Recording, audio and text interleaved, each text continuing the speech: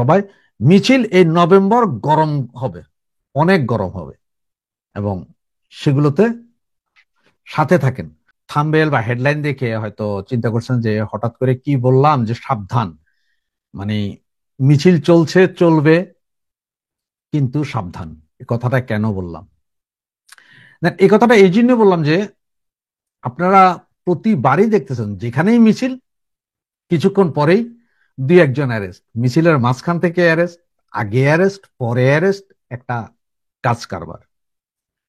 কিন্তু আপনারা যারা মিছিল করছেন এই মুহূর্তে, যারা আসলে ছোটখাটো মিছিল করছেন, ঝটিকায় মিছিল করছেন, 5 জন হোক ভাই, সে যদি একজনও মিছিল করে সেটার জন্য ভাই আন্তরিক অভিনন্দন এবং সেলুট জানাই, আপনাদেরকে ধন্যবাদ জানাই। আসলে ছোট করবো না, আপনারাই এখন আওয়ামী লীগের সন্তান, মানে আওয়ামী লীগকে বাঁচায় রাখছেন, প্রাসঙ্গিক করে রাখছেন আপনারা যারা এই মিছিলগুলো করতেছেন।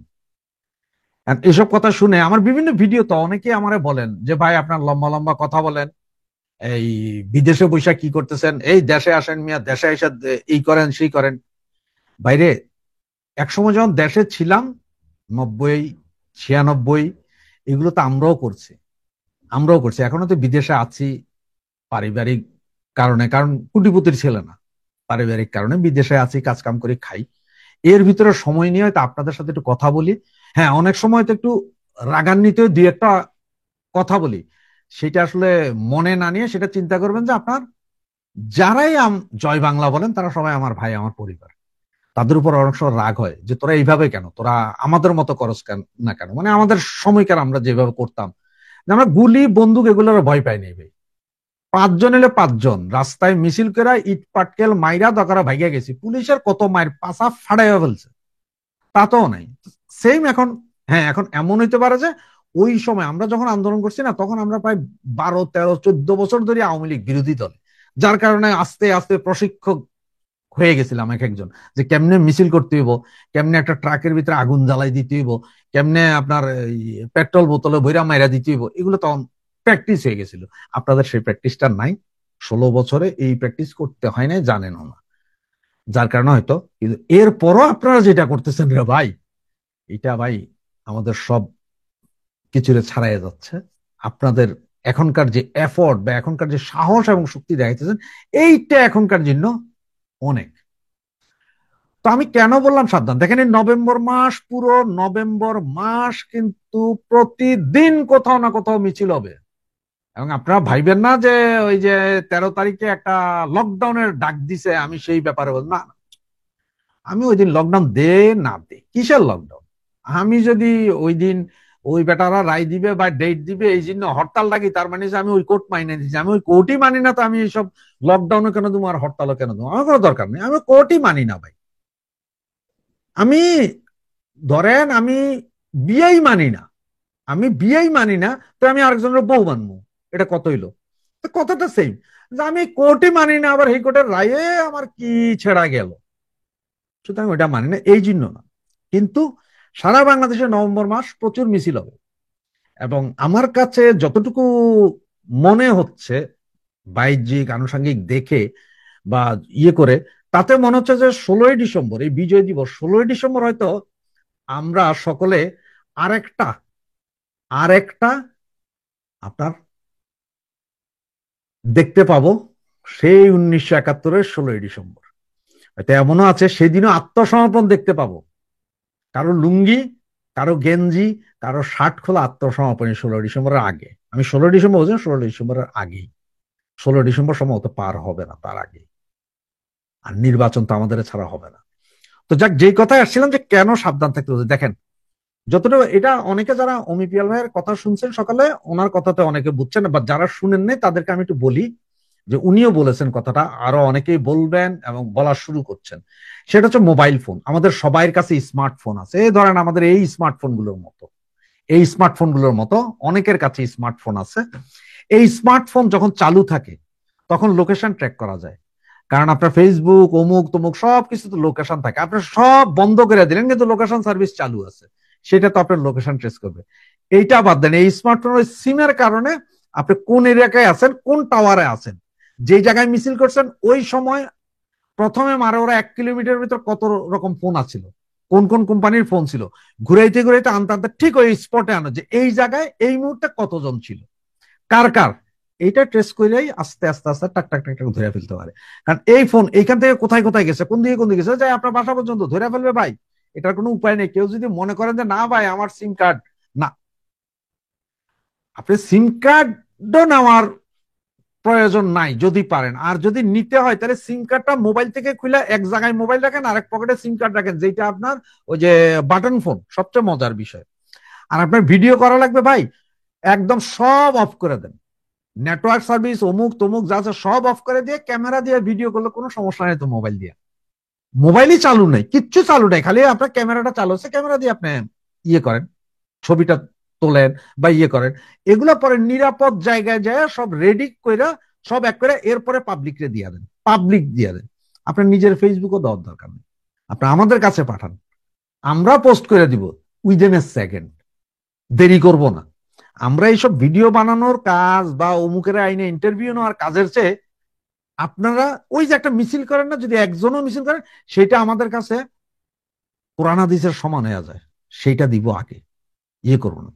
সেফটির জন্য আপনারা এই মোবাইল, টোটাল মোবাইল ব্যবহার বন্ধ করেন। মোবাইল যখন মিছিলে যাবেন বা ইয়েতে যাবেন, মোবাইলের সিম কার্ড খুলে নেবেন, নিরাপদ দূরত্বে মিছিল শেষ করে নিরাপদ দূরত্বে যাওয়ার আগ পর্যন্ত মোবাইল চালু হবে না, টোটাল অফ। অফ না, শুধু অফ হইলেও পাওয়া যায়, আপনি সিমটাই খুলে ফেলেন। আর ভিডিও যে কোনো ফোন দিয়ে আপনি ভিডিও করেন, ভিডিও যেখানে করবেন সেই মোবাইলে কোনো ফেসবুক নাই, হোয়াটসঅ্যাপ নাই, মানে নো ইন্টারনেট কানেকশন। ওয়াইফাই থেকে শুরু করে টোটাল ইন্টারনেট, মানে এরোপ্লেন মুডে দেন, এরোপ্লেন মুড, এরোপ্লেন মুডে দিলে সব বন্ধ হয়ে যাবে, তখন আর কিচ্ছু থাকে না। ওই অবস্থা আপনার ভিডিওটা করেন, করে সরে যান। এগুলাতেই ধরাটা খাচ্ছি আমরা। পুলিশ আপনার ধরবে, কিছু না কিছু ধরবে, একদম সব পুলিশ খারাপ তা বলবো না, কিছু না কিছু পুলিশ ধরবে, কারো কারো পয়সার জন্য ধরবে, আবার কেউ কেউ ধরবে কেন জানেন, যে দেখাইতে হয়তো যে একটা মিছিল এসে দুই একজন ধরতে হয়। একদম এরকম না যে পুলিশ কেন আমাদেরও ধরে না, আপনাদের সাইড দিচ্ছে, অনেক জায়গায় সাইড দিচ্ছে, আপনি আমি বুঝতেছি না, আপনারা চলে যান। কিন্তু আপনারা চলে যাওয়ার পরে ওই যে যখন স্বরাষ্ট্র মন্ত্রণালয় বৈশা যখন যে নেটওয়ার্ক সার্ভিস অমুক তমুক করে যখন ক্লোজ করে আইনা ইয়ে করে, তখনই পাওয়া যায় যে কে কোথায় আছেন, কোন বাসায় কয়জন আছেন, কয়জন, একজনের নাম্বার একটা নেটওয়ার্ক ট্রেস করে কয়জন আছেন কোন বাসায়। যখন দেখা যায় 4-5 জন একই জায়গায় আছে, একই ইয়েতে একই জায়গায়, আস্তে আস্তে ছোট করা যায়, তখনই ধরাটা খায়। আপনার কথাটা যদি বিশ্বাস না হয় তাহলে আপনি নিজে নিজে একটু চেষ্টা করে দেখেন, যে ফাইন মাই মোবাইল একটা অপশন আছে না, ওইটা দিয়ে দেখেন, আপনার 4টা-5টা মোবাইল রেখে দেখেন যখন দেখায় কোনটা কোনটা চলে, কোথায় কোথায় আছে, এটা যেন আপনারা ভালো করে জানেন। যেমন আমাদের এখানে চেয়ারম্যান ইলেকশন, এমপি ইলেকশনের সময় এক এক দিন এক এক ওয়ার্ডে বা এক একটা জায়গায় 1000 মেসেজ পাঠাইতে হইতো। এটা তো মোবাইল কোম্পানিগুলো থেকে বলা হইতো যে তোমাদের এই টাওয়ারে কতজন আছে এটা বলো, টাওয়ার তো জানি না ভাই, অমুক এরিয়ায় এই জায়গায়, তখন ওরা বলতো যে এখানে 6টা টাওয়ারে এত হাজার নাম্বার আছে, 50টা এয়ারটেলের আছে, 50টা গ্রামীণের আছে, 50টা সিটি সেলের আছে, এইভাবে দবাই সবাইরে পাঠাও, সবাইরে পাঠাইতে ওরা, তখন একটাই মেসেজ, সবার কাছে একই রকম মেসেজ যায়। এটা কিন্তু টাওয়ার হিসাবে খুব সুন্দরভাবে ধরে ফেলা। এই জিনিসটা ভাইয়েরা একটু খেয়াল করেন। আর আপনাদের যত মিছিল মিটিং যাই করবেন করেন, একজন নিয়েও যদি করেন আপনি আমার কাছে পাঠান, আমি ওয়াদা করতেছি আমি সোজা দিব, সোজা সজি দিব, আমি আপনাদের দিয়ে দিব, আপনাদের এই মিছিল মিটিং এর ছবি আমি দিয়ে দিব। প্রয়োজনে আমি স্পেশাল লাইভ করব ওগুলোর জন্য, যে কেউ নাই আপনার মিছিল করে গেছেন 10 মিনিট পরে ওই ভিডিও ফুটেজ গুলো দিয়ে আবার লাইভ করব, একাই কথা বলবো যে এই দেখ এইভাবে মিছিল হয়েছে, আমাদের পৌঁছে দিব জায়গা জায়গা মতন, সব জায়গায় পৌঁছাবো, কোনো টেনশন নেই। সুতরাং একটু সাবধানে থাকেন সবাই। মিছিল এই নভেম্বর গরম হবে, অনেক গরম হবে, এবং সেগুলোতে সাথে থাকেন। 13 তারিখে আদালত ঘোষণা করবেন যে রায় তারা কবে দেবেন। এরকমটা আমরা যখন জানতাম, তখন আজকে আবার মাহফুজ আলম তথ্য উপদেষ্টা তিনি জানিয়েছেন যে আগামী সপ্তাহেই নাকি শেখ হাসিনার বিচারের রায় আমরা পাবো। কোন সূত্রে, কোন তথ্যের ভিত্তিতে তথ্য উপদেষ্টা এই কথা বললেন, কিংবা বিচারের রায় কবে হবে এটা আদৌ সরকারের কোনো ব্যাপার কিনা? সরকার এই ধরনের, যদিও তথ্য উপদেষ্টার কাজ সরকারের মুখপাত্র হিসেবে কাজ করা, কিন্তু সরকার এই ব্যাপারে কোনো ভাষ্য দিতে পারে কিনা সেই বিতর্ক যখন উঠেছে, তখন 13 তারিখ নিয়ে একটা চাঞ্চল্যের সৃষ্টি হয়েছে আওয়ামী লীগের ভেতরে। আওয়ামী লীগ নেতা জাহাঙ্গীর কবির নানকের ভাষ্য অনুযায়ী 13 তারিখে তারা একটা বড় ধরনের কর্মকাণ্ড ঘটাতে চায়, বিশেষ করে রাজধানী ঢাকায়। 13 তারিখকে কেন্দ্র করে তারা লকডাউন ঘোষণা করছে। করোনার মধ্যে আমরা লকডাউন শব্দটার সঙ্গে পরিচিত হয়েছি, সেই শব্দটাকে আবার 2025 সালে, 2020-এর পরে 2025 সালে সেই শব্দটাকে আবার ইন্ট্রোডিউস করে দেয়া হচ্ছে। জাহাঙ্গীর কবির নানক যখন একদিন আগে এই খবরটা মানে এই কথাটা একটি অনলাইন টেলিভিশনের সঙ্গে সাক্ষাৎকারে বললেন, ইউটিউবে যখন এই খবরটা পাওয়া গেল, মূলত গতকালকেই তার এই ভাষ্যটা এসেছে প্রকাশ্যে। তারপরে আজকে দেখলাম যে ছাত্রলীগের সহসভাপতি ময়মনসিংহ থেকে রুমা, তাকে গ্রেপ্তার করা হয়েছে। গত 31 তারিখে ছাত্রলীগের আরেক সহসভাপতিকে গ্রেপ্তার করা হয়েছে। আওয়ামী লীগ ঘোষণা দিয়ে লকডাউনের যে কর্মসূচি ঘোষণা করলো, কি করতে চাইছে তারা আদতে, কিংবা ঘোষণা দিয়ে কোনো কার্যক্রম করার মতো বাস্তবতায় তারা আছে কিনা, কি প্ল্যান 13 তারিখকে কেন্দ্র করে আওয়ামী লীগের, একটু বোঝার চেষ্টা করবো এই ভিডিওতে। বলছিলাম আওয়ামী লীগের জাদ্রেল নেতা সাবেক মন্ত্রী জাহাঙ্গীর কবির নানক। জাহাঙ্গীর কবির নানক, তার সম্পর্কে আওয়ামী লীগের নেতাকর্মীদের অনেক আস্থা। সামাজিক যোগাযোগ মাধ্যমে সেরকম লেখালেখি দেখছি যে বরং ওবায়দুল কাদেরের মুখ থেকে যদি এই কথাটা আসতো, সেই কথাটাকে নেতাকর্মীরা গুরুত্ব দিতেন না। জাহাঙ্গীর কবির যেহেতু নানক যেহেতু বলেছেন, সেহেতু তার কথার গুরুত্ব আছে, এরকম লেখালেখি ও চোখে পড়ছে সামাজিক যোগাযোগ মাধ্যমে। লকডাউন এই শব্দটা ব্যবহার করেছেন তিনি।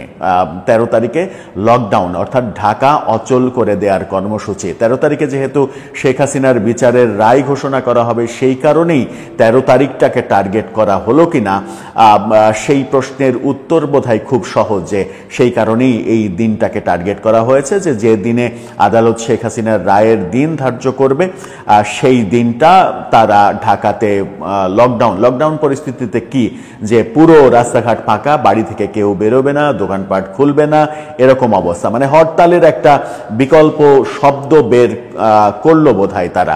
এই লকডাউন ঘোষণার ক্ষেত্রে জাহাঙ্গীর কবির নানককে বলতে শুনলাম ভিডিওতে যে 10 তারিখ থেকেই 10 থেকে 13 তারিখ পর্যন্ত আওয়ামী লীগ ব্যাপক কর্মসূচি পালন করবে, মিছিল, মিটিং, এটা ওটা, বিক্ষোভ, এগুলো পালন করবে, এবং 13 তারিখে পুরো লকডাউন তারা কর্মসূচি পালন করবে।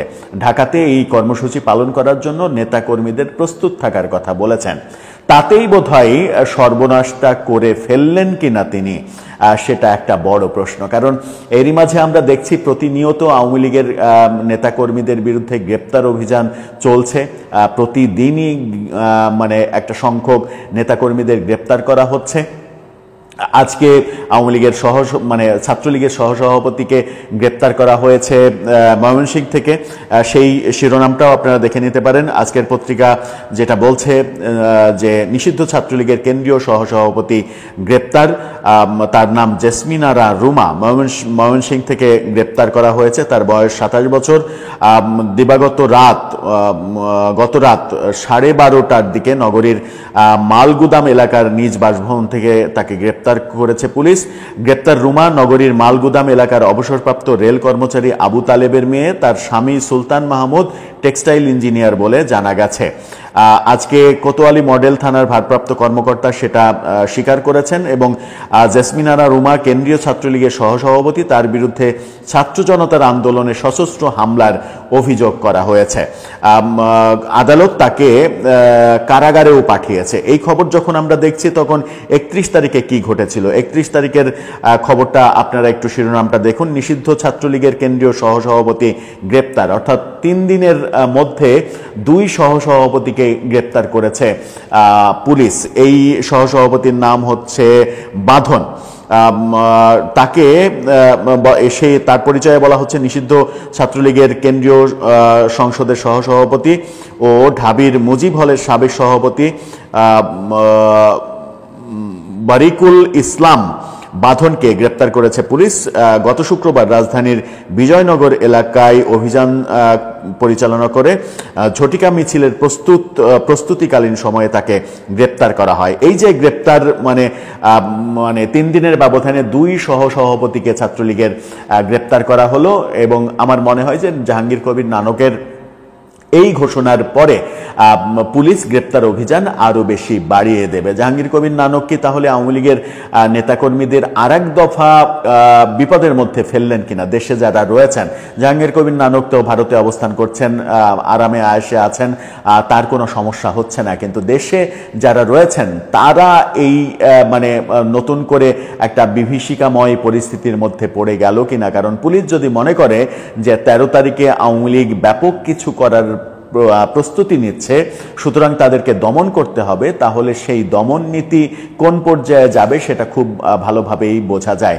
কারণ জাহাঙ্গীর কবির নানক যে ভাষায় ভিডিওতে, আমি 2 মিনিটের একটা ভিডিও দেখলাম, বিভিন্ন জায়গায় ছড়িয়ে পড়েছে, সেই ভিডিওতে যে ভাষায় তিনি বলেছেন 13 তারিখকে কেন্দ্র করে, লকডাউনকে কেন্দ্র করে, এবং এছাড়াও যেটা বলেছেন যে এই গত 15 মাসে আওয়ামী লীগের ওপরে যারা নিপীড়ন নির্যাতন চালিয়েছে তাদের তালিকা তাদের কাছে আছে, তালিকা করে রাখছেন, এবং সময় আসলে তালিকা ধরে ধরে কড়ায় গণ্ডায় সমস্ত হিসাব বুঝে নেওয়া হবে। এই